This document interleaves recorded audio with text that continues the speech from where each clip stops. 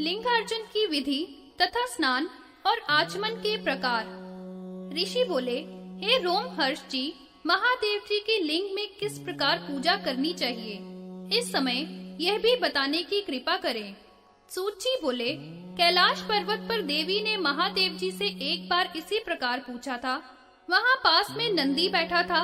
उसने सब सुनकर पूर्व में ब्रह्मा के पुत्र सनत कुमार को लिंगार्चन विधि कही थी। उससे महातेज वाले व्यास ने सुनी थी। मैंने शैलादि से स्नान विधि पूर्वक अर्चन विधि सुनी, सो उसे मैं तुम्हें कहूँगा। शैलादि बोले, अब ब्राह्मणों के हित के लिए स्नान आदि की विधि कहूँगा, जो पूर्व में गोद में बैठी हुई पार्वती को कही थी, जो सब पापों का नाश करने वाली है। इस विधि से स्नान करके एक बार शंकर का पूजन करके ब्रह्म सूर्य से आचमन करे, वह मनुष्य सब पापों से छूट जाता है। शिव जी ने 3 प्रकार का आचमन कहा है, जो ब्राह्मणों को बड़ा हितकारी है। वरुण स्नान द्वारा उससे उत्तम है, वह है भस्म से। तीसरा स्नान मंत्र के द्वारा हो जाता है। जो पुरुष दुष्ट भाव वाले हैं, उनकी शुद्धि जल या भस्म से नहीं होती है, अतः शुद्ध भाव वाला मनुष्य पवित्र होता है। सब नदी तालाब आदि में लय पर्यंत जो नित्य स्नान है, वह दुष्ट भाव वाला नहीं होता है।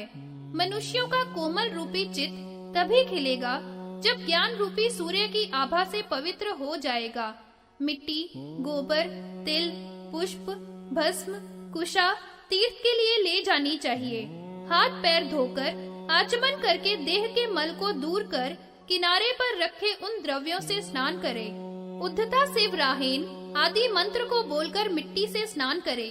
गंध द्वारा मंत्र से गोबर लगाकर स्नान करे।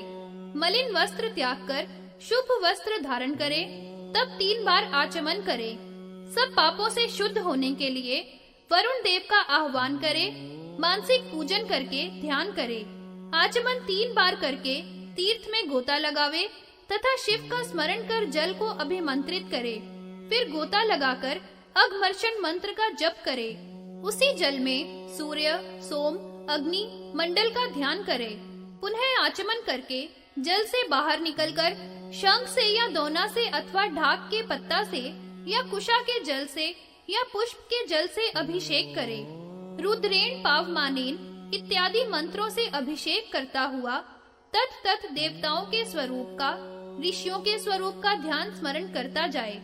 इस प्रकार अभिषेक करके अपने मस्तक पर जल छिड़के और हृदय में 5 मुख वाले और 3 नेत्र वाले शिव जी का ध्यान करे। अपने शिखा सूत्र का विचार करके आचमन करे। पवित्र हाथों में धारण करके पवित्र स्थान पर बैठे।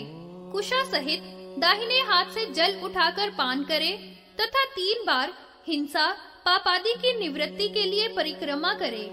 इस प्रकार संक्षेप से ब्राह्मणों के हित के लिए स्नान आचमन विधि का, हे ब्राह्मणों, मैंने वर्णन किया है।